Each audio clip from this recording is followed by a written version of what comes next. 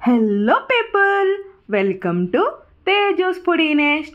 ఈరోజు వీడియోలో ఇంట్లోనే క్విక్ అండ్ టేస్టీగా మలై పేడ స్వీట్ ఎలా ప్రిపేర్ చేసుకోవచ్చో చూద్దాం. ముందుగా స్టవ్ మీద పాన్ లేదా కడాయి పెట్టుకుని స్టవ్ ఆన్ చేసుకోవాలి. పాన్ హీట్ అయ్యాక పాలు వేసుకోవాలి. ఈ పాలని మనం హై ఫ్లేమ్లో బాయిల్ చేసుకోవాలి. 5 minutes తర్వాత పాలు ఇలా స్లోగా పొంగడం స్టార్ట్ అవుతాయి. ఇప్పుడు ఈ పాలల్లో 3/4 పాలు తీసుకుని పక్కన ఉంచుకోవాలి.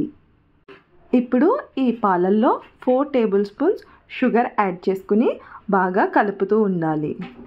షుగర్ మొత్తం బాగా మెల్ట్ అయ్యి పాలు ఇలా కలర్ చేంజ్ అవుతుండగా ముందు తీసుకున్న పాలని యాడ్ చేసుకోవాలి. పాలు మొత్తం బాగా దగ్గర అయ్యేంత వరకు ఇలా కలుపుకుంటూ ఉండాలి.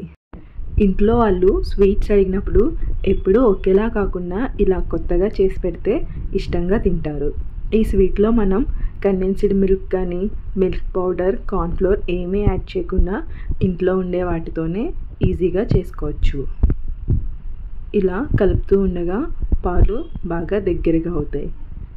వీడియోలో చూపిస్తున్నట్టు ఇలా దగ్గరగా అవుతుండగా 1/2 tablespoon ఇలాచీ పౌడర్ వేసుకుని బాగా కలుపుకోవాలి. ఇలా కలుపుతూ ఉండగా పాలు అనేవి మొత్తం దగ్గరగా అవుతాయి. వీడియోలో చూడండి, ఇలా మొత్తం దగ్గరగా అయ్యేంత వరకు కలుపుకోవాలి. ఈ స్వీట్ చేయడానికి నాకు 20 minutes పట్టింది. ఇలా బాగా దగ్గరగా అయ్యాక స్టవ్ ఆఫ్ చేసుకుని 10 minutes పక్కన పెట్టుకుంటే కొంచెం చల్లగా అవుతుంది. 10 minutes తర్వాత ఇలా ప్లేట్లో గోరువెచ్చగా ఉన్న స్వీట్ని వేసుకోవాలి. స్వీట్ని మరీ చల్లగా అయ్యేంత వరకు కాకుండా కొంచెం గోరువెచ్చగా ఉండగానే ప్లేట్లోకి ట్రాన్స్ఫర్ చేసుకోవాలి.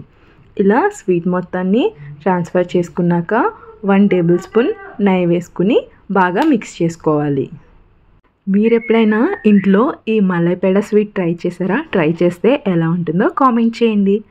ఇలా మొత్తాన్ని సాఫ్ట్గా అయ్యేలా కలుపుకుని చేతులకి నెయ్యి రాసుకుని కావాల్సినంత క్వాంటిటీ తీసుకుని రౌండ్ షేప్లో చేసుకోవాలి. నాకు 1/2 liter పాలకి 4 sweets వచ్చాయి.